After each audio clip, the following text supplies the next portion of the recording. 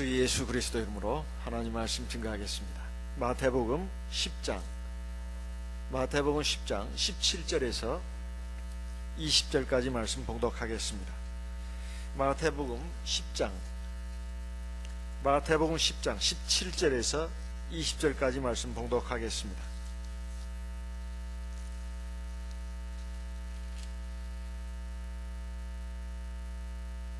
마태복음 10장 16절부터 읽겠습니다. 16절. 보라, 내가 너희를 보냄이 양을 이리 가운데 보냄과 같도다. 그러므로 너희는 뱀같이 지혜롭고 비둘기같이 순결하라. 사람들을 삼가라. 저희가 너희를 공회에 넘겨주겠고 저희 회당에서 채찍질 하리라. 또 너희가 나를 인하여 총독들과 임금들 앞에 끌려가리니 이는 저희와 이방인들에게 증거가 되게 하려 하심이라. 너희를 넘겨줄 때에 어떻게 또는 무엇을 말할까 염려치 말라. 그때 무슨 말할 것을 주시리라. 20절 같이 읽겠습니다. 말하는 이는 너희가 아니라 너희 속에서 말씀하시는 자 곧 너희 아버지의 성령이시니라.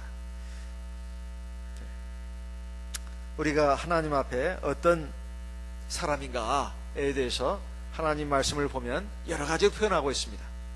하나님의 백성이다, 하나님의 자녀다, 하나님의 신부다, 하나님의 아내다, 하나님의 사람이다, 이런 그 용어들이, 칭호들이 많이 나옵니다. 그런데 우리가 하나님의 제자다, 주 예수의 제자다, 이런 그 말은 굉장히 생소합니다. 주 예수의 제자는 12사도가 아닌가. 여기 말씀을 보니까 마태복음 10장 1절에 보면 예수께서 그 12제자를 부르사 더러운 귀신을 쫓아내며 그랬습니다. 모든 병과 모든 약한 것을 고치는 권세를 주시니라. 여기서 12제자를 불렀다고 했어요. 12제자는 12사도를 말하는 것입니다. 그래서 제자 그러면 주님의 말씀을 듣고 배우는 사람, 그리고 복음을 나가서 전하고 가르치는 사람, 이렇게 우리가 생각하는 그 인식이 딱 박혀 있습니다. 그런데 예수님의 제자는 12제자만 있었던 게 아닙니다. 누가복음에 보게 되면 70명의 제자도 또 나옵니다. 누가복음 10장을 보겠습니다. 누가복음 10장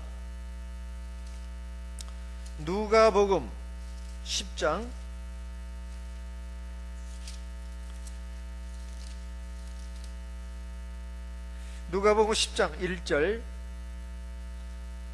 누가복음 10장 1절 3절까지 읽어보겠습니다. 이후에 주께서 달리 70인을 세우사 친히 복하시려는 각동 각처로 둘씩 앞서 보내시며 이르시되 추수할 것은 많되 일꾼이 적으니 그러므로 추수하는 주인에게 청하여 추수한 일꾼들을 보내어 주소서 하라. 갈지어다 내가 너희를 보냄이 어린 양을 이리 가운데 보낸가 같도다. 자, 마태복음 아까 읽었던 10장을 보니까 거기는 12제자를 보내면서 주신 말씀입니다. 내가 너희를 보냄이 마치 이리 가운데 뭘 보낸 것 같다고요? 양을 보낸 것 같다. 너희는 뱀같이 지혜롭고 비둘기처럼 순결할지어다. 그러면서 여기 말씀과 거의 같은 말씀이 들어있습니다. 그럼 예수님의 제자가 12제자 말고 70명의 제자가 있고 그럼 남은 제자는 없느냐? 오늘 저와 여러분들이 주님의 제자들입니다. 그게 어디 있어요? 사도행전 2장에 있습니다. 사도행전 2장 41절 우리 같이 읽어보겠습니다. 사도행전 2장 우리도 예수님의 제자라고 하는 거 어디에 있느냐? 사도행전 2장 41절 같이 읽어보겠습니다. 이 사도행전 2장 41절 40절부터 먼저 읽어보겠습니다. 40절 41절 같이 읽겠습니다. 또 여러 말로 확증하며 권하여 가로되 너희가 이 패역한 세대에서 구원을 받으라 하니 그 말을 받는 사람들은 세례를 받으매 이날에 제자의 수가 3천이나 더 하더라. 이날에 세례 받고 베드로를 비롯한 12사도의 그 하나 입에서 나오는 하나님의 말씀을 통해서 전도를 받고 그 많은 모인 사람들이 그 회개해 가지고 그 말씀을 받고 세례를 받는 사람들은 하나님의 백성이 됐다, 하나님의 신도가 됐다, 하나님의 신부가 됐다, 이렇게 말씀하지 않고 뭐라고 했어요? 제자가 됐다고 나옵니다. 그러니까 제자라는 말은 하나님의 백성, 하나님의 자녀, 이런 말과 같은 말입니다. 오늘날 말하면 성도죠. 신도가 다 예수님의 제자들이다, 이런 말씀이에요. 사도행전 6장 1절 말씀을 읽어보겠습니다. 사도행전 6장 1절, 사도행전 6장 1절입니다. 같이 읽어보겠습니다. 그때 제자가 더 많아졌는데 헬라파 유대인들이 자기의 과부들이 그 매일 구제에 빠짐으로 히브리파 사람을 원망한데, 제자가 더 많아졌어요. 아니, 지금까지 3,000명이 늘었는데 또 제자가 늘어났어. 이게 뭐가 늘어났다는 소리예요? 신도가 늘어났다는 소리입니다. 그 신도를 갖다가 여기서 뭐라고 하고 있어요? 제자라고 말하고 있다, 이 말이에요. 사도행전 6장 7절도 읽어보겠습니다. 사도행전 6장 7절 같이 읽어보겠습니다. 하나님의 말씀이 점점 왕성하여 예루살렘에 있는 제자의 수가 더 심히 많아졌고 허다한 제사장의 무리도 이도에 복종하니라. 자, 하나님의 말씀이 점점 왕성해가지고 예루살렘에 있는 신도 수가 많아졌다고 했어요? 제자 수가 많아졌다고 했어요? 제자 수가 많아졌다. 아니, 제자 그러면은 뭐 목자님이나 장로, 집사님들, 교회 임원들, 그 제자고 나머지는 제자 아니잖아요. 그건 자기 생각입니다. 그건 자기 생각이에요. 우리 신도가 다 누구의 제자예요? 주 예수님의 제자라, 이 말이에요. 우리가 다 주 예수의 제자다. 주 예수의 제자는 12사도요. 그 틀렸습니다. 땡이에요. 그건 10점이에요. 10점. 주 예수의 제자는 12사도 말고 또 있잖아요. 70명 제자. 그건 30점이요. 그건 30점이요. 12제자에다가 그 다음에 70명의 제자까지 있었으니까 그것만, 그 82명만 예수의 제자다 하면 그 30점이요. 그러면 뭐라고 말해야 됩니까? 예수님의 12사도와 그 다음에 70명의 또 일꾼들과 또 뭐예요? 오늘날의 모든 주의 성도들이 다 주 예수의 제자들이다 해야 그게 100점 만점이다, 이 말이에요. 시험 문제 내면은 거기 딱 정답을 써야 합니다. 주의 일꾼들은 뿐만 아니라 모든 성도들이 다 주 예수의 제자들이다 하는 것입니다. 주 예수의 제자들을 갖다가 지금 보내면서 주님께서 당부를 하셨어요. 자, 그런데 주 예수님의 제자를 삼으실 때 몇 가지 말이 나옵니다. 자, 마태복음 10장 1절 그리고 5절에 보면 세 가지 말이 나와요. 첫째는 부르셨다. 두 번째는 권능을 주셨다. 세 번째는 보내셨다. 첫째는 부르셨다요. 부르심. 두 번째는 주셨다. 주심. 세 번째는 보내심. 부르심, 주심, 보내심이에요. 부르심, 주심, 보내심. 부르신다고 하는 것은 주님의 제자로 불러냈다는 거예요. 그 다음에 주셨다는 건 뭘 주셨다는 거예요? 권능을 주셨다는 거예요. 그리고는 어째요? 그 잘 먹고 잘 살아라. 그게 아니에요. 그 다음에 뭐예요? 세 번째는 내 보내셨다는 거예요. 우리가 그와 같습니다. 우리가 주님한테 부르심을 받았어요. 자, 마태복음 10장 1절에 보니까 예수께서 그 12제자를 어떻게 하셨다고요? 부르사 그랬어요. 부르사. 그 다음에 더러운 귀신을 쫓아내며 모든 병과 모든 약강을 고치는 권능을 주셨다 그랬습니다. 권능을 주셨다. 세 번째는 뭐예요? 5절에 보니까 예수께서 이 12를 갖다가 내어 보내시며 그랬습니다. 보내시며. 그 다음에 16절에 오늘 읽은 말씀 16절 마태복음 10장 16절에 보니까 보라 내가 너희를 보냄이 그랬죠. 내가 너희를 보냄이 양을 누구 가운데 보낸 것 같다? 이리 가운데 보낸 것과 같다는 것입니다. 그러면 첫째 부르셨다는 게 아이 예수 12제자 불렀지 우리를 왜 불러요? 이런 식으로 말하면 또 아까 뭐라고 했어요? 아까 10점이라고 했죠? 그거 아니 10점밖에 안 되는 거예요. 우리도 다 부르신 겁니다. 성경에 보면 하나님의 백성들 성도들을 다 불러내셨다고 나와요. 불러내셨다고. 로마서 1장을 보겠습니다. 로마서 1장 사도행전 다음에 로마서 1장 1절 로마서 1장 1절 예수 그리스도의 종 바울은 사도로 부르심을 받아 하나님의 복음을 위하여 택정함을 입었으니 그래가지고 여기에 쭉 말씀을 보게 되면 7절을 6절 7절 같이 읽어보겠습니다. 로마서 1장 6절 7절 같이 읽어보겠습니다. 너희도 그들 중에 있어 예수 그리스도의 것으로 부르심을 입은 자니라. 7절 로마에 있어 하나님의 사랑하심을 입고 성도로 부르심을 입은 모든 자에게 하나님 우리 아버지와 주 예수 그리스도로 조차 은혜와 평강이 있기를 원하노라. 자, 우리도 부르심을 받았어요, 안 받았어요? 받았어요. 우리도 부르심을 받았어요. 부르심을 받으니까 모세나 엘리야 그리고 사도 바울 또 12제자들만 부르심 받고 우리는 그냥 어중이 떠중이로 그냥 여기 와서 앉아 있는 거예요. 아닙니다. 우리도 부르심을 받았다 이 말이에요. 이거 굉장히 중요한 거예요. 이것은 굉장히 많이 나옵니다. 8장 로마서 8장 28절 같이 읽어보겠습니다. 로마서 8장 28절입니다. 로마서 8장 28절 우리가 알거니와 하나님을 사랑하는 자 곧 그 뜻대로 부르심을 입은 자들에게는 그 모든 것이 합력하여 선을 이루느니라 그랬습니다. 고린도전서 1장 2절 같이 읽어보겠습니다. 고린도전서 1장 2절 고린도전서 1장 2절 같이 읽습니다. 고린도전서 1장 2절 같이 읽습니다.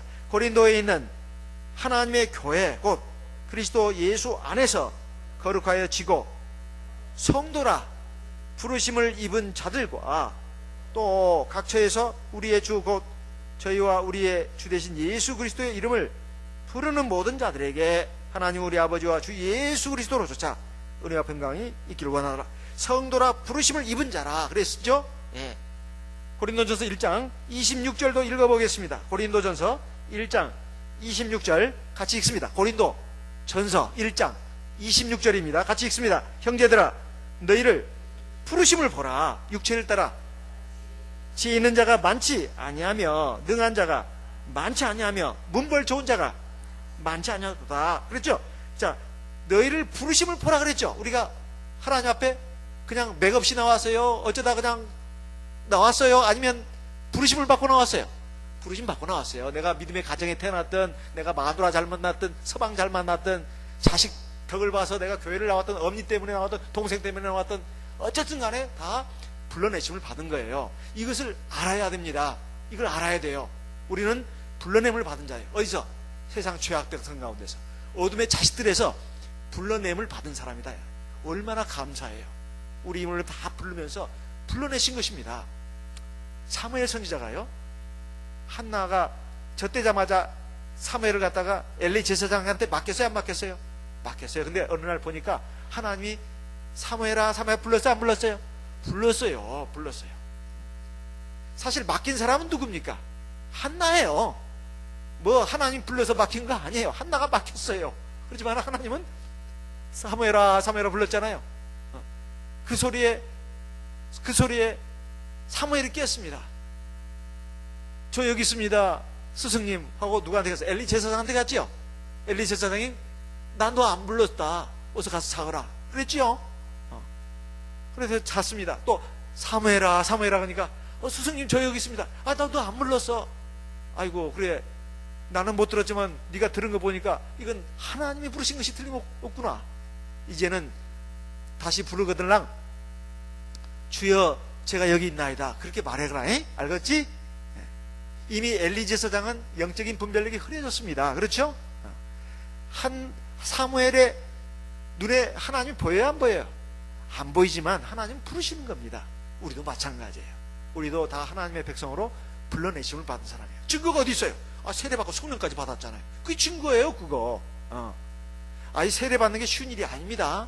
어거지로 세례 받았어요? 그런 사람 있는지 모르겠습니다만은 세례는 믿음으로 받는 겁니다. 절대로 억지로 바치는 게 아니에요. 성령은 믿음 없이 받을 수 있는가요? 성령 믿음 없이 받을 수 있어요, 없어요? 없죠. 하나님의 영을 어떻게 그냥 믿음도 없는데 그냥 갖다 앵깁니까? 그건 아니다 이 말이에요. 하나님 우리를 부르셨다 이 말이에요. 엄청 많아요. 뭐 지금 내가 고린도서 지금 1장까지 읽었는데 7장에도 보면 나오고 에베소서 그다음 골로새서 데살로니가전서 디모데전서 찾으려면 요거 가지고 시간 뭐 1시간 가지고 부족해요. 그 정도 하고 그다음에 권능을 주셨다고 되어 있습니다. 불러내시고 권능을 주셨다고 되어 있어요. 권능을 주셨다는 것은 성령의 능력을 주셨다는 뜻입니다. 자, 예수님이 십자가에서 죽으시고 3일 만에 부활하셔가지고 제자들을 하고 얼마 동안 지내시다가 하늘로 올라가시면서 당부하신 말씀이 있어요. 누가복음 24장 49절 말씀을 보겠습니다.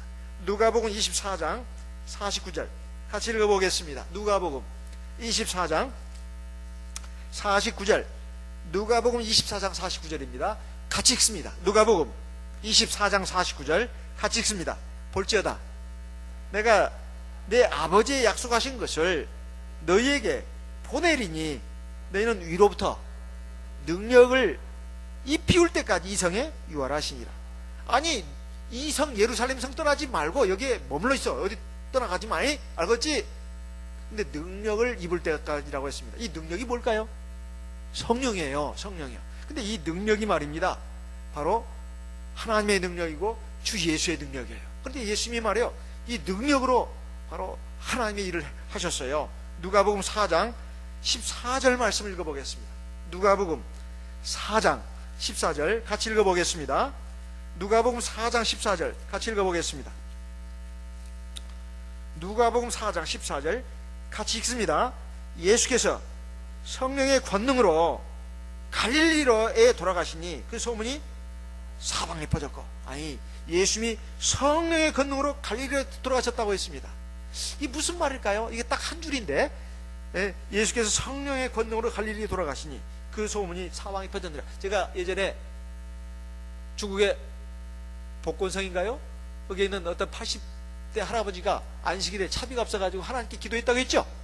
그러니까 어떻게 됐다고 했어요? 하나님이 천사를 보내가지고 어떻게, 그렇죠, 아유 좀 잘하시네, 아유 그냥 기억력이 굉장히 좋으시구만. 집에 가시고 들어가 냉장고에서 음료수 한 잔 드세요. 잡아가지고 어떻게 돼요? 휘 해가지고 어디요? 교회에다가 딱 앉혀놨다 이게. 그리고 예배 끝나고 나니까 또 돌아갈 차비가 없잖아요. 하나님이 또 천사를 보내가지고 휘 해가지고 제자리에 갖다 놨다. 차를 타면 하루 종일 몇 시간을 가야 될 그런 먼 거리인데 하나님이 그렇게 하셨다 이 말이에요. 이런 것들은 다 성령의 권능의 역사입니다.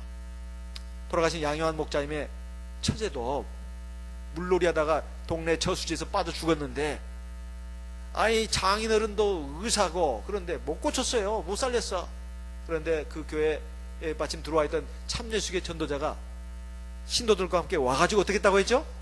그 집 처녀를 갖다가 어떻게 했다고 했어요? 기도하고 안수했더니 살아났지 않았습니까? 그때까지 무신론자였던 양요한 목자님의 장인어른이, 그리고 처갓집 식구들이 뭐예요? 전부 다 어떻게 했다고요? 다 우리 참예수계로 들어왔다 이 말이에요.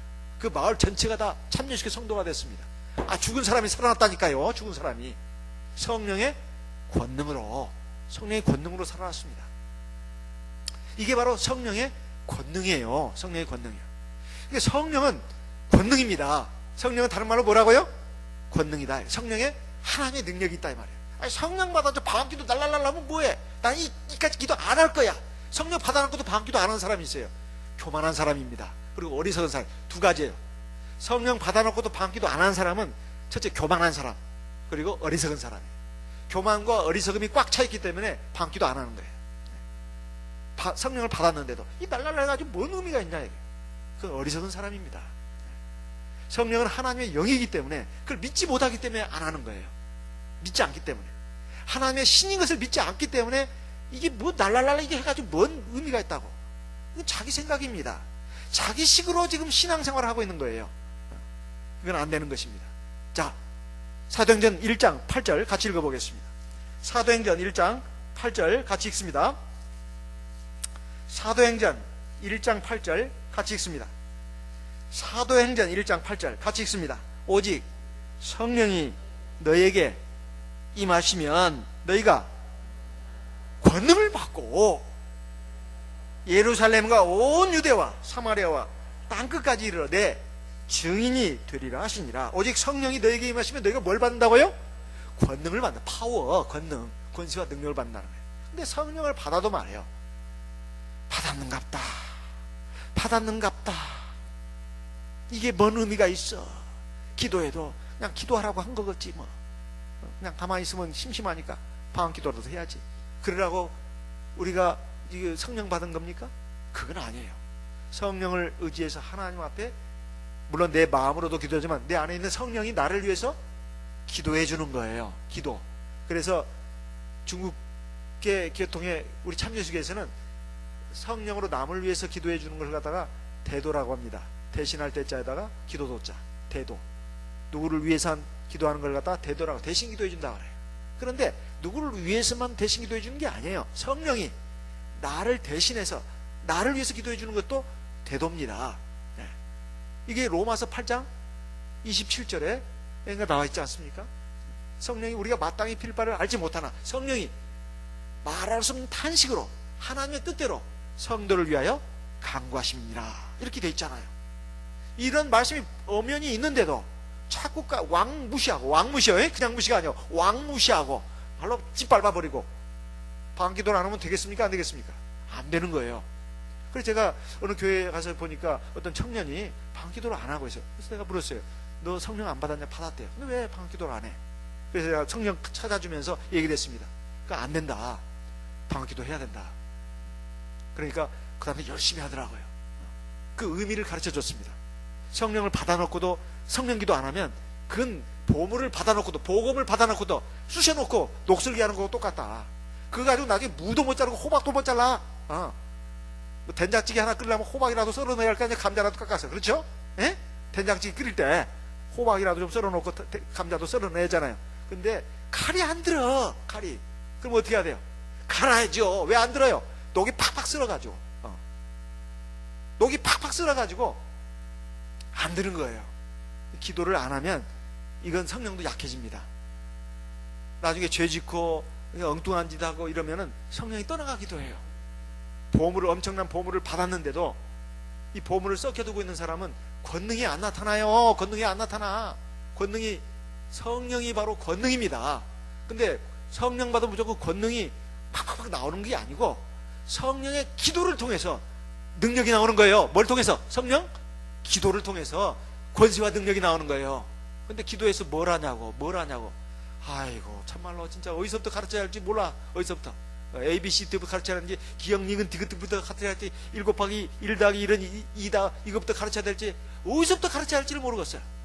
이건 기본을 모르는 겁니다. 기본을 모르는 거예요. 어쨌든 성령은 권능이에요. 그렇다고 해서 성령 받으면 다 권능이 나타나는 게 아니고 기도에 힘써야 나오는 것입니다. 성령의 기도를 통해서 권세와 능력이 나오는 거예요. 왜? 하나님의 능력이니까. 그냥 가만히 성령만 받고 있으면 성령의 능력이 나타나면 큰일 납니다. 마치 못된 어린아이한테 불칼 준 거하고 똑같아요. 어린아이가 막 불칼 가지고 막 하면은 사람 찔러 죽이고 난리죠. 그렇죠? 권세도 말이에요. 제대로 된 사람에게 나타나는 것입니다. 누구에게? 믿음을 가지고 겸손하게 하나님을 의지하는 사람에게 능력이 나타나는 거예요. 능력이 나타나는 것입니다. 그 권세와 능력을 주셨다는 것입니다. 그 다음 세 번째, 보내셨다는 거예요. 우리가 이 보내셨다고 하는 것은 사실 굉장히 중요한 부분입니다. 이것은 우리가 세상 가운데로 보내심 받았다는 뜻이에요. 우리가 세상 가운데 보내심 받았다는 거예요. 마태복음 28장 19절 말씀을 보겠습니다. 마태복음 28장 19절. 마태복음 28장 19절 말씀을 같이 읽어보겠습니다. 그러므로 너희는 가서 모든 족속으로 제자를 삼아 아버지와 아들과 성령의 이름으로 세례를 주고 내가 너희에게 분부한 모든 것을 가르쳐 지키게 하라. 볼지어다 내가 세상 끝날까지 너희와 항상 함께 있으리라. 세상 끝날까지 제자들이 세상 끝날까지 살아있었나요? 아니죠. 그것은 우리 모든 성도들을 가리키는 것입니다. 우리 모든 성도들이 세상 끝날까지 살아있는 거예요. 그 전에 세상 뜨면 어디로 간다고요? 믿음을 지키고 하나님의 계명을 지키고 인내로서 지킨 사람들은 어디 간다고요? 낙원에 간다고. 계시록 14장 12절 14절에 보면 나옵니다. 성도들의 인내가 여기 있나니 저희는 예수 믿음과 하나님의 계명을 지킨 자니라. 저희가 자기 일을 쉬고 편안히 쉰다고 되어 있어요. 저기에 행한 일이 따름이라 이렇게 되어 있습니다. 어디에 가세요? 하나님의 낙원에 가서 편히 쉬는 거예요. 예수 믿고 하나님의 계명과 예수 믿음을 인내로서 지킨 사람들은 하나님의 낙원에 가서 쉬는 것입니다. 저희 행한 일이 따른다고 되어 있어요. 자, 요한복음 20장 21절에 보면 예수께서 부활하셔가지고 제자들에게 나타나셔서 말씀하셨죠? 평안할지어다. 아버지께서 나를 보내신 것 같이 나도 너희를 보내노라. 그러면서 성령을 받아라 그랬단 말이야. 요한복음 20장 21절 말씀입니다. 요한복음 20장 21절에 보면 너희가 성령을 받으라. 네 죄든지 너희가 사하면 사해질 것이요 네 죄든지 그대로 두면 그대로 있으리라. 성령을 주심으로써 우리가 세상 사람들에게 예수의 증인이 되고 또 세상 사람들이 하나님 앞에 나서 구원받을 수 있는 그 세례를 베풀 수 있는 권세를 갖다가 교회에다 주셨고, 그 교회에 누구한테 주셨다는 거냐?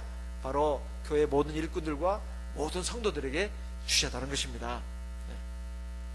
그래서 이러한 그 보내셨다고 하는 것이 바로 예수의 12제자뿐만 아니라 또 70명의 제자뿐만 아니라 사도교회 모든 성도들을 포함해서 오늘날 말세에 늦은 미성령으로 세워진 참교회 모든 성도들을 다 이 세상에 어떻게 하셨다고요? 보내셨다는 거예요. 보내셨는데 우리가 주님의 제자이면서 보니까 짐승으로 표현하면 오늘 칠판에 나온 바와 같이 뭐죠? 양이다 이 말이에요. 내가 너희를 보내는 것이 마치 양을 이리 가운데 보내는 것과 같다 이렇게 말씀했습니다. 양을 이리 가운데 보낸 것과 같다. 그러면서 주님이 주신 그 말씀이 바로 뭐겠습니까? 보라 내가 너희를 보냄이 양을 이리 가운데 보낸 것 같다. 그러니까 우리는 하나님의 양이란 뜻입니다. 주 예수의 양이란 뜻이에요. 양은 말이에요, 지금까지 예배 시간 통해서 하나님 말씀으로 많이 들었습니다. 양은 자기를 지킬 수 있는 능력이 있다고 했습니까? 없다고 했습니까? 없어요. 양은 시력이 좋다고 했어요? 시력이 나쁘다고 했어요? 나쁘다고 했어요. 겨우 몇 미터 본다고요? 전방에? 10미터 정도 본다고 했어요. 겨우 10미터만 보는 거예요. 10미터 바깥에 호랑이 사자가 오는 것도 못 봐요. 그리고 어디가 풀이 있는지, 어디가 맑은 시냇물인지 찾아갈 수도 없다 이 말이에요. 어디가 또 낭떠러진지 전혀 모릅니다. 보통 짐승들은 그 날카로운 이빨 그리고 발톱 이런 걸로 상대 다른 짐승들을 잡아먹거나 또 공격하거나 방어하거나 그렇습니다. 아니면 그것이 안 되면 보호색이라도 갖춰요. 그 곤충들 보면 그 풀잎 색깔과 똑같아 가지고 이게 어디가 숨었는지 모르는 그것이 있어요. 나무 색깔과 너무 똑같아요. 그래가지고 자기를 보호하는 걸 갖다가 보호색을 갖고 있다고 합니다. 또 하다보면 토끼 같은 것은 말이에요, 귀라도 굉장히 커가지고 그렇죠? 소리를 잘 들어. 왜? 귀가 커야 빨랑 도망가니까. 토끼 하니까, 토끼 하니까 그냥 확 도망가니까. 그래서 토끼라고 했나 봐요. 토끼가 토끼 하니까. 그러니까 어쨌든 귀가 커서 소리를 잘 들어요. 가지고 성경에 나면 바샥 소리만 나면 그냥 총을 같이 뛰어나가잖아요. 이렇게 다 방어 본능 능력이 있는데 유독 양만큼은 절대로 사람 의존적인 동물입니다. 그러니까 우리 하나님의 백성들은 철저하게 양이 돼야 된다는 뜻이에요. 누구의 양이? 하나님의 양이 돼야 된다는 거예요. 하나님만을 절대적으로 의지해야 된다 이 말이에요. 그런데 너희를 세상에 보내는 것이 양을 갖다가 말이야 이리 가운데 보는 것 같다. 이리가 뭐죠? 이리가 보통 늑대하고 비슷한 종류라고 합니다. 늑대과에 속한다고 그래요. 굉장히 사납고, 그리고 양은 늑대의 그 밥입니다. 양은 늑대의 밥이에요. 굉장히 막 그 사납고 그리고 아주 음흉하고 이런 것을 갖다 늑대의 일이라고 표현합니다. 우리가 세상 사람들 가운데 이 살다 보면 참말로 진짜 세상 사람들하고 같이 어우러져 살기에는 너무나 힘들다, 이렇게 느껴질 때가 많아요. 그러니까 야들아, 세상 말이야, 세상 사람들은 늑대 이리와 같아. 그러니까 너희들도 늑대 이리가 돼. 알겠지? 우리 주 예수님이 그렇게 말씀하셨습니까? 아니죠. 상대방이 악하게 한다고 해서 나도 악하게 해도 된다 안 된다? 안 되는 거예요. 상대방이 혈기 부리고 성질내면 나도 같이 들이받아버려요. 그냥 성질나니까. 지금까지 10번 참았으니까 한 번은 들이받아야지. 그래야 나도 살아있다는 걸 보여주는 거지. 그렇게 하라고 했어요? 아니죠. 너희는 철저하게 뭐가 되라? 양이 되라 이 말이에요. 이렇게 지금 말하고 있습니다. 아니 뭐 뱀이 되라. 저기 저 늑대 같은 놈들하고 너희들이 끼어서 사니까, 세상에 많은 사람들하고 사니까 너희들은 뱀이 되고 호랑이가 되고 사자가 돼, 곰이 돼. 알겠어? 이렇게 말한 게 아닙니다. 이렇게 말한 게 아니에요. 너희들은 철저하게 뭐가 되라? 양이 되라. 왜? 하나님이 함께 하신다. 하나님이 함께 하시기 때문에 절대로 걱정할 일이 없다는 거예요. 근데 자기는 양이 되려고 하지 않으면서 상대방이 늘 그냥 늑대고 그냥 호랑이고 그러니까 나도 늑대가 되고 뱀이 되고 그냥 막 이렇게 해가지고 치고받고 싸우고 이러면 이건 안 된다 이 말이에요. 너희들은 양이 돼야 된다 이 말이에요. 그래야 하나님이 너희들 지켜주시고 너희들 승리자로 만들어준다 이 말입니다. 그런데 그렇게 보내는데 말이요, 양같이 그냥 그렇게 살아 그렇게 말하지 않았습니다. 굉장히 중요한 말씀이 있습니다. 근데 잘 이해가 안 되는 말씀이에요. 늘 읽고 들으면서도 잘 이해가 안 되는 말씀이 있다 이 말이에요. 그러므로 너희는 뱀같이 지혜롭고 비둘기같이 순결하라. 아니 성경에서 뱀 그러면은 뭘 상징하는 동물이라고 했죠? 뭘 상징하는 동물? 그렇죠. 사탄, 마귀. 사탄이나 마귀가 좋은 영이에요? 나쁜 영이에요? 나쁜 영이죠. 그렇죠. 그럼 뱀은, 우리가 사람들이 뱀은 좋아합니까? 싫어합니까? 물론 저 뱀 잡아가지고 뱀탕 끓여 먹는 사람은 좋아해요. 예? 뱀 먹었더니 그냥 아주 그냥 힘이 불끈불끈 솟는다고, 이 뱀 한 마리로 말할 것 같으면 하면서 말이야, 뱀 장수, 그 옛날 약장수들 그 떠드는 소리를 제가 가끔 들었습니다. 그 지나가면서도 참 끔찍하더만요. 이 뱀은 말이에요, 이 교활하고 거짓되고 아주 참 징그러운 악한 그러한 그 사탄을 상징하는 동물입니다. 그래서 사람들이 실제로 옛날에 우리 인류 시조를 갖다 범죄하게 할 때 사탄이 뱀한테 들어가가지고 뱀을 이용해가지고 어떻게 했어요? 우리 인류 시조를 미혹하지 않았어요? 그죠? 그리고 범죄하게 했고 결국 하나님의 생명에서 떨어지게 했지 않았습니까? 그죠? 낙원에 수방되게 했다 이 말. 근데 뱀을 사람들이 대부분 다 어떻게 합니까? 싫어하고 또 뭐예요? 혐오스러워해요. 그렇죠? 미워합니다. 뱀을 미워하고 싫어하고 혐오스러워해요. 그래서 뱀을 보면 어떻게 해요? 도망가거나, 그렇죠? 도망가거나 아니면 어떻게 해요? 돌이나 막대기로 어떻게 해요? 공격을 하거나, 둘 중에 하나입니다. 뱀을 갖다 목에 걸고 이렇게 막 그 뽀뽀도 하고 그런 사람을 봤어요. 뱀을 애완용으로 키우는 사람들 제가 봤습니다. TV에서. 아이고 참 진짜 끔찍하다는 생각이 들어요. 저 사람 참 이상한 사람이네. 뱀을 갖다 목에 걸고 말이에요. 뱀하고 같이 놀아요. 세상에 집에서. 참 아주. 근데 보통 사람들은 그러지 않습니다. 그거를 기준으로 해서 지금 말씀하는 겁니다. 근데 뱀처럼 지혜로워라 이렇게 말씀하고 있어요. 세상에 성경에서 보면 뱀은 악한 짐승이고, 그리고 또 하나님 앞에 정말 저주받아 마땅한 그 사탄을 상징하는 그 짐승인데, 어찌 뱀을 갖다가 본받으라고 했느냐? 그건 지금 뭘 말하는 것이냐? 뱀의 지혜를 본받으라는 거예요. 여러분 한번 가만히 생각해 보세요. 뱀이 말해요, 팔다리가 있습니까? 뱀이 팔다리가, 날개가 있어요? 팔다리도 없고 날개도 없는 희한한 동물이에요 뱀이. 그래 안 그래요? 입주둥이만 구멍이 뚫려가지고 나와있지 나머지는 쭉 막대기 같아. 그렇죠? 그래 안 그래요? 입만 뚫렸어. 입만 구멍이 뚫려있고 나머지는 막대기 같아요. 그래가지고 어떻게 합니까? 팔다리도 없어, 날개도 없어. 어떻게 해요? 몸뚱이로 어떻게 해요? 기어가죠. 그렇죠? 생각해보면 불쌍한 짐승이에요. 내가 뱀을 좋아하진 않지만 하고 많은 짐승 가운데 뱀은 참 불쌍한 짐승입니다. 팔다리도 없고 날개도 없는데 몸뚱이를 움직여가지고 기어다닌다 이 말이에요. 그러면서도 가고 싶은데 다 갑니다. 그리고 다 먹고 살아요. 그렇죠? 자기가 가고자 하는 대로 다 간다 이 말이에요. 그리고 그 먹이를 공격하고 포획해가지고 잡아가지고 자기 음식으로 삼을 때 어떻게 합니까? 소리 없이 가요. 그렇죠? 몸을 움직여가지고 아주 부드럽게 소리 없이 갑니다. 그래가지고 어떻게 해요? 주도면밀하게 잘 살피죠? 그래가지고 어떻게 해요? 이제 결국은 부드럽게 감잖아요. 그러죠? 그러니까 독을 쏘는 거죠.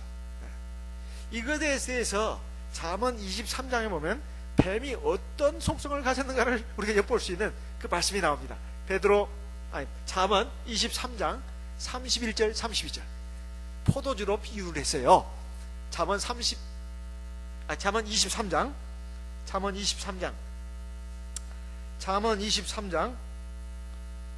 31절 32절 같이 읽어보겠습니다. 잠언 23장입니다. 잠언 23장 31절 32절 같이 읽어보겠습니다. 포도주는 붉고 잔에서 번쩍이며 순하게 내려가라니 너는 그것을 보지도 말자다. 32절.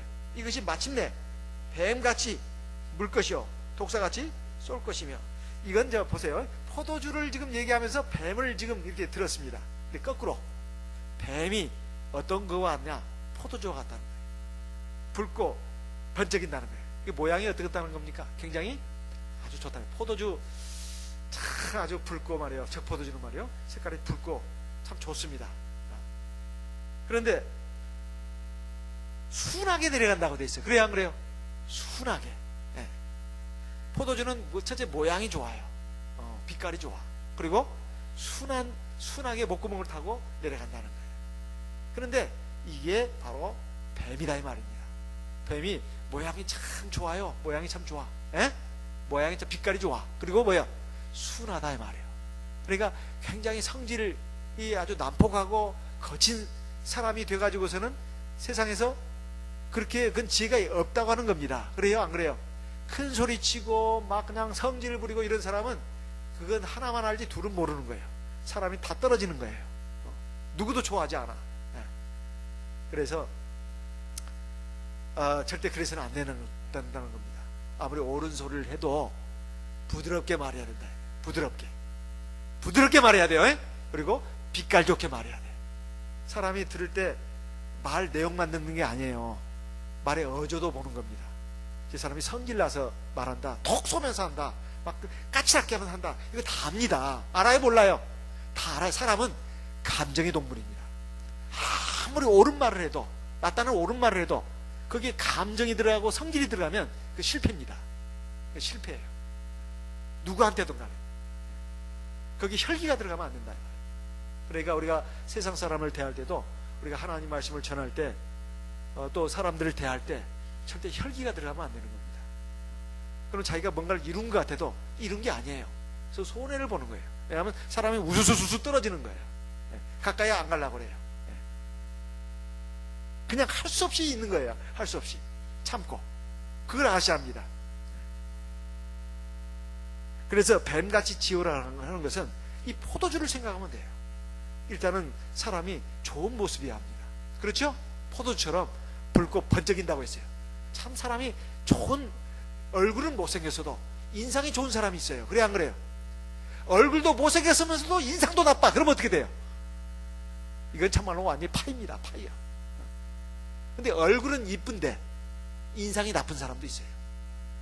얼굴은 참 예쁜데 인상이 나빠. 이런 사람을 기둥서방 같다느니, 기생오라비 같다느니, 쪽제비 같다느니, 별 소리를 다 합니다. 불려우 같다느니.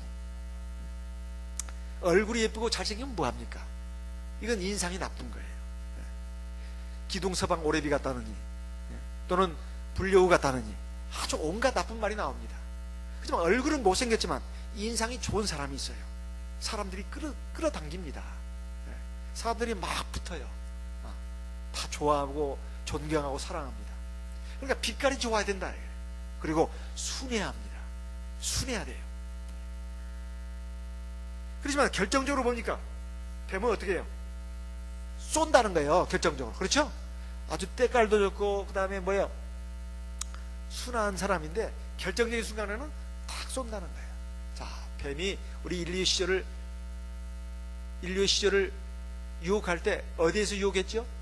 에덴 동산에서 우리 인류 시절을 유혹했습니다. 뭘 가지고 유혹을 했습니까? 하나님 말씀 가지고 유혹을 했어요. 너희가 정작 하나님이 정말 저 동산 중앙에 있는 나무를 따먹지 말라고 하더냐? 그래서 거기에 대해서 뭘 불러일으켰어요? 의심을 불러일으켰죠? 그래야 안 그래요? 그렇게 해야 돼요. 반대로 우리가 이용하는 거예요. 자, 우리가 옆집 아줌마하고 만나서 얘기합니다. 그래, 요즘 어떻게 살아? 요즘 형편이 어때요? 이 남편이 그렇게 얼마나 속색인지 몰라. 이 자식놈 새끼들이 말이야. 왼수야, 왼수. 그래요. 그래, 얼마나 속상해. 그래요. 그러니까 말이야, 세상이 전부가 아니야. 사망한 거예요. 근데 마귀는 말이야, 세상은 화려하고 살만하고 다 그렇게 속여놨거든요. 그걸 거꾸로 이용하는 거예요. 에? 뱀이 말이요, 에덴 동산에 와서 우리 인류 시절을 유혹한 것을 거꾸로 한다는 말이에요. 우리는 세상으로 들어가서 어떻게 해요? 뱀에 지금 백성들이 되어 있는 그 사람들 갖다가 거꾸로 이용한다 이 말이에요. 지금 어떻게 살기 좋아? 아니, 힘들어. 세상 진짜 막 완전히 그냥 살만한 거 아니잖아, 그지? 그래요, 맞아. 마귀가 지금까지 속임수로 다 그냥 구워 삶아놓은 이 세상 백성들 갖다가 오히려 거꾸로 이제 하는 거예요. 그러니까 하나님 믿어야 돼. 마귀 믿으면 안 돼요. 아주 결정적인 순간에 탁 쏘는 겁니다. 부드럽게 접근하는 거예요. 그래가지고 여러 가지 내 아름다운 때깔 모습으로 감화를 시키는 거예요. 말이라든가 행실이라든가. 그럼 사람이 일단 마음이 호감을 가집니다. 뱀이 아름다운 모양으로 먼저 호감을 가진 거예요. 그리고 그 의심을 불러일으킨 거예요. 하나님 말씀에 대해. 우리는 반대입니다. 세상살이에 대해서, 세상 철학에 대해서 의심을 불러일으켜야 돼요. 지금까지 살아온 인생이 뭐야?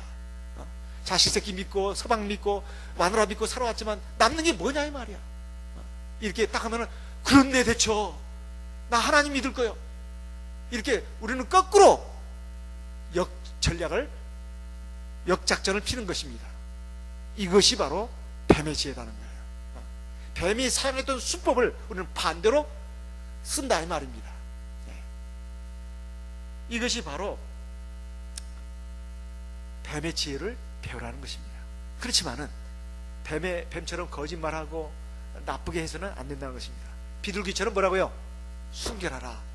비둘기처럼 방법을 뱀의 지혜를 배우라는 것이지 그 내용도 뱀의 말, 뱀의 사상 그걸 말하는 게 아닙니다. 비둘기처럼 뭐다가요? 순결하라. 비둘기는 노아 방주에서 처음에 저기 까마귀를 내보냈더니 까마귀가 접촉할 것이 없으니까 돌아왔는데 나중에 뭐예요?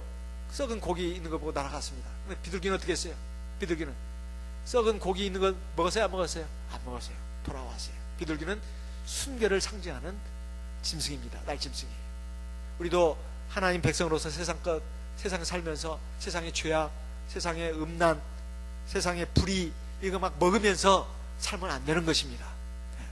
그래봤자 죽는 거. 그래가지고 얼마나 잘 산다고. 결국 나중에 허망한 꼴 당합니다. 그래서 하나님의 백성들은 순결해야 합니다. 하나님의 말씀, 성령의 기도를 통해서 우리가 순결한 백성으로서의 길을 걸어가야 된다 이 말이에요. 그랬을 때 하나님이 우리에게 성령의 권능으로 함께 하시고 우리에게 능력을 주시고 세상을 이길 수 있는 힘도 주신다 그런 말씀입니다. 자, 뱀처럼 지혜롭고 비둘기처럼 순결하라고 하는 것은 살아가는 방식에 있어서는 우리가 뱀의 지혜를 배워야 된다는 것이고, 그렇지만 내용적으로는 비둘기의 순결한 그 마음을 가져야 된다는 것입니다. 하나님의 말씀으로 성령의 기도로 순수하고 성결한 그러한 하나님의 백성으로서 살아야 된다는 것을 우리에게 권면하고 있는 것입니다. 그렇게 될 때 하나님께서 성령으로 우리에게 해야 할 말도 생각나게 하십니다. 우리가 보통 나는 말재주가 부족합니다. 기도를 많이 하세요. 기도를 많이 하시면, 그리고 성경을 많이 읽으면, 성경을 읽고 기도를 많이 하시면 생각이 말이에요 굉장히 지혜로워집니다. 옛날 말이에요. 다윗이 내가 들어보니까 하버드 대학교를 나오고 말이에요 예일 대학원을 나왔다고 그러는데 그게 사실인가요? 다윗이 아니에요. 다윗은 양측이요. 초등학교 문제에도 못 갔어요. 그래서 다윗이 굉장히 지혜롭고 똑똑한 왕이었어요. 왜 그랬을까요? 다윗이 하나님의 말씀을 날마다 읽고 묵상하니까 하나님의 말씀 우리에게 지혜를 줘요. 시편 18편 119편 이게 보면 내가 하나님의 말씀을 사랑함으로 내 지혜가 노인보다 더 승하다고 되어 있어요. 하나님의 말씀을 귀로 듣고 이쪽 귀로 흘리고 먹고 싸고 그러면 돼요? 안 돼요? 안 되는 하나님의 말씀을 먹고 어떻게 해요? 되새김질을 해야 되는 거예요. 우리가 스마트폰도 요즘 편리합니다. 근데 스마트폰 너무 시간 많이 뺏기면 안 돼요. 텔레비전에 너무 시간 많이 뺏기면 안 됩니다. 읽어야 돼요. 읽어야 차분해집니다. 마음도 차분해지고, 그리고 하나님의 말씀이 새록새록 내 안에 쌓입니다. 그래서 저기서 진국이 나와요. 진국이 나와. 하나님 말씀을 먹지도 않고 읽지도 않으면서 누구를 가르친다고 하는 것은 어불성설이에요. 매일매일 하나님 말씀을 먹지도 않고 읽지도 안 해. 그래서 누구를 가르친단 말이에요. 안에 들어있는 것이 없는데, 안이 맹탕인데 누구를 가르쳐요? 어린 반포너치도 없어요. 하나님 말씀을 늘 먹고 그것을 묵상하는 사람들이 지혜가 있습니다. 말 한마디라도 그 씨가 있어요. 그리고 겸손합니다. 그리고 지혜로워요. 그리고 능력이 있어요. 근데 하나님 말씀을 잘 먹지 않는 사람들은 생각이 굉장히 얕아요. 얕아. 그리고 희뜩번득이에요. 희뜩번득이야. 그리고 막 굉장히 그 다혈질입니다. 다혈질이에요. 자기 성질 나는 대로 말해. 그리고 자기 자랑이 많아. 왜냐하면 허장상세가 많아. 속에 들어있는 것이 없으니까.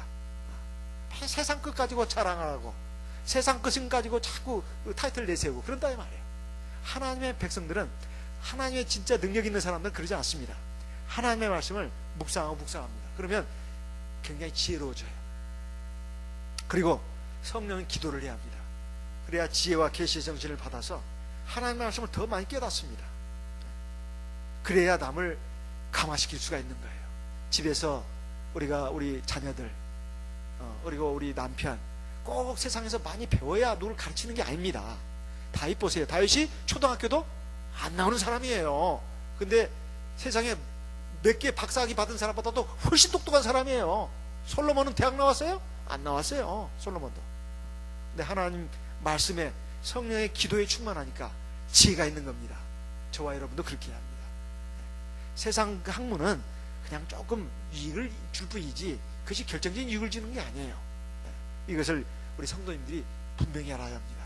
하나님 말씀과 성령의 기도에 전념하는 사람이 참 지혜를 얻고 참 능력을 얻는 것이다. 이것을 우리가 기억하고 그 지혜와 능력으로 세상을 이기면서 우리가 살아야 될 뿐만 아니라 세상에 지금 죄악의 포로로 잡혀있는 세상 사람들을 어떻게 한다고요?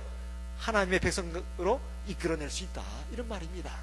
거기에 하나님이 함께 하시는 겁니다. 오늘 들으신 말씀을 마음에 새기면서 우리 다 같이 기도하겠습니다.